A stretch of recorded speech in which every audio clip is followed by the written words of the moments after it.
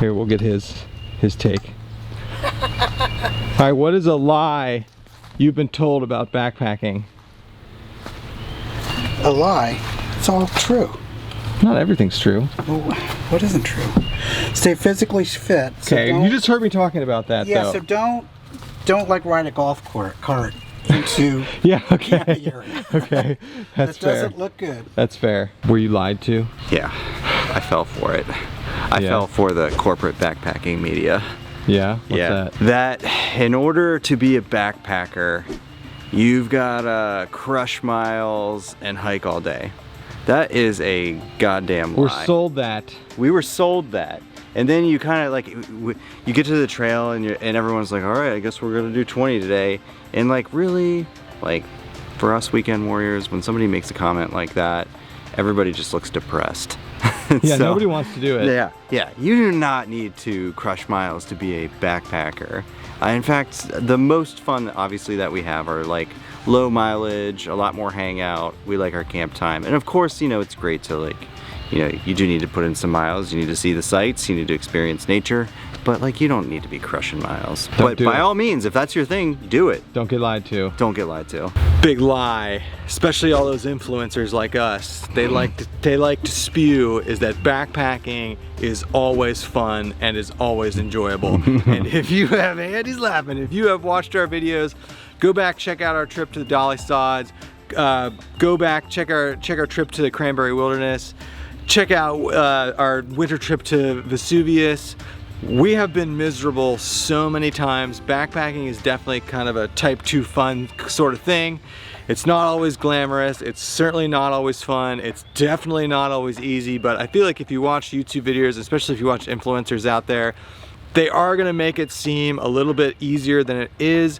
On our videos, we try and like leave in the miserable parts because it's kind of part of the story, but it's not always fun. Sometimes you're out there crushing miles, it sucks, you're tired or you're super wet, It's you're like the super middle cold. of summer, 90 degrees. Yeah, bugs everywhere, or Spider people webs. everywhere. But backpacking and hiking in general, it's certainly never always fun.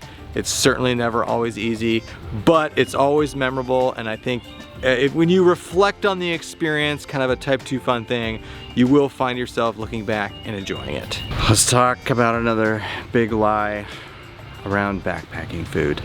Oh, nice. Yeah, there We are know our food. Yeah, and don't get me wrong, we love backpacking food. Absolutely, we love like freeze-dried meals. We love cottage vendors who make that stuff.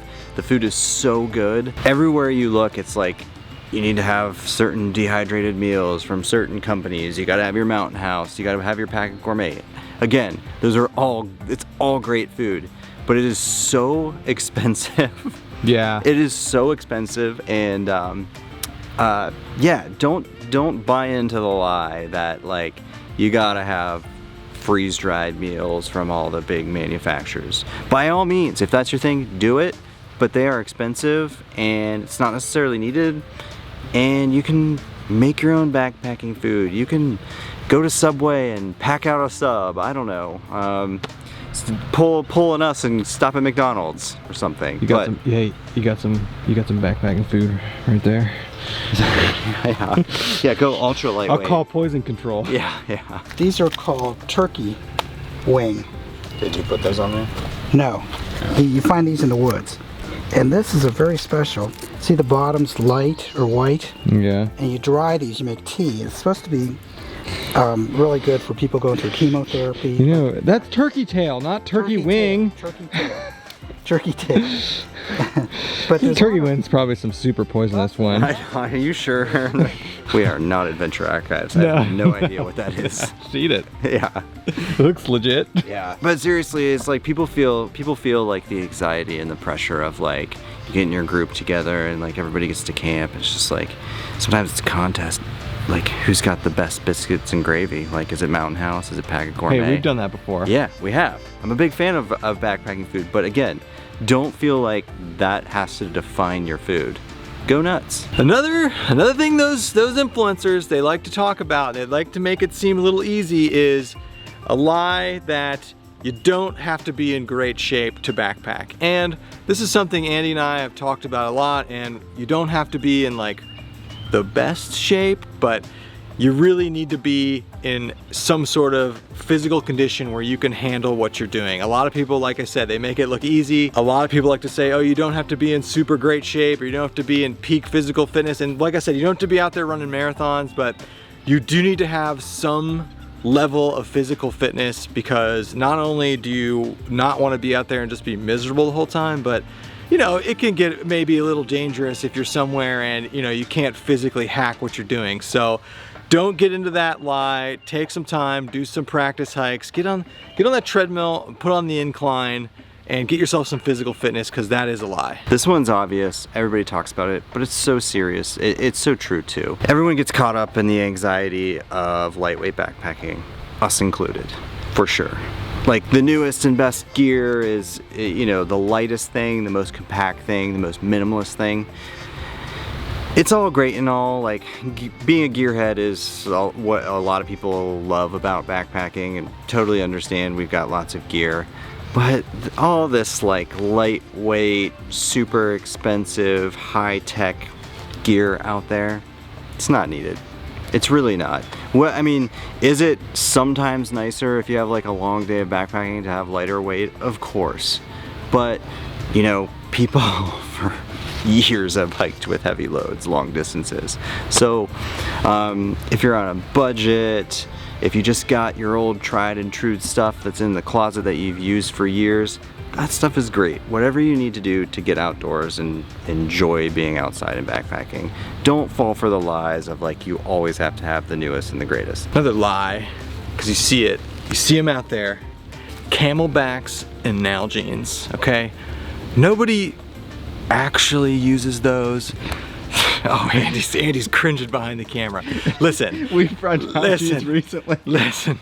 Well, we're putting booze in them. I know. That's different. Yeah, it's different. Listen, the Nalgene's, they are cool. They're just super heavy. They're overkill. They're not cheap.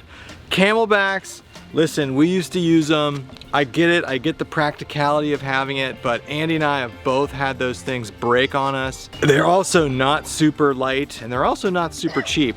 But most people, I would say, we backpack don't actually use those sorts of things. They're using their smart water bottles. They're using whatever cheap things they can get. You know, there are some exceptions. You know, if it's like super, super hot somewhere, maybe you'll bring a camelback for some extra water storage. Just have to, you know, some easier water get to. But Nalgene's and camelbacks, that's something, if you watch a lot of like corporate-y kind of backpacking videos, you always see people using them. And I always see a lot of hikers using that, but they're both really heavy, they're both really expensive. They're a pain to filter water into. They're a pain to filter water into, the camelbacks are a pain to clean, and nobody really uses those. This one might be debunked by now, and as a society we might have moved forward from this, so caveat with that.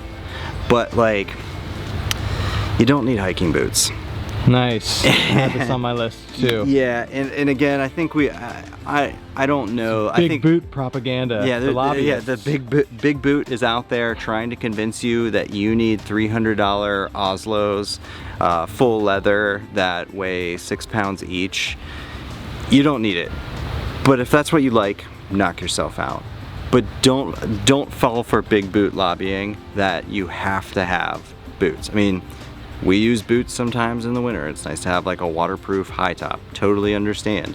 But don't feel like, oh, okay, I'm gonna get started backpacking.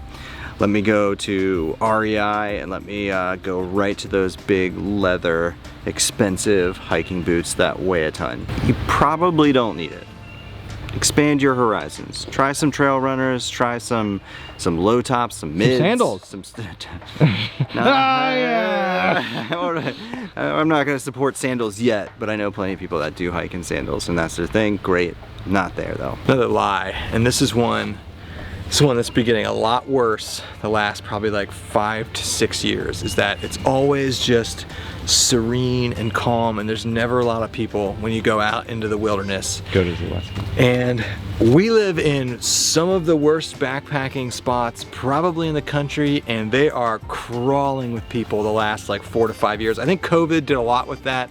A lot of people like tried to get outside and stuff, but even in Ohio, which is not known as a great backpacking state, it's overrun with people. And then if you go out to like the super popular areas out west, even out east, it is crawling with people lately. I don't know, you probably experienced it, you probably agree with that. There's just so many people out there. It's super annoying, and it does create a lot of like micro trash too, but it's not always serene, it's not always peaceful, it's not always calm. We've found actually in our experience, we have to exert a lot of effort to try and find places where we don't think there'll be lots of people. All right, that is it. That's what we came up with. Don't listen to all those lies. Don't listen to what people say. Make your own opinions, or make your opinions based off our opinions in this video. We'll take it. Otherwise, yeah, only listen to us. Yeah, just listen to our opinions, and we'll see you on the next one.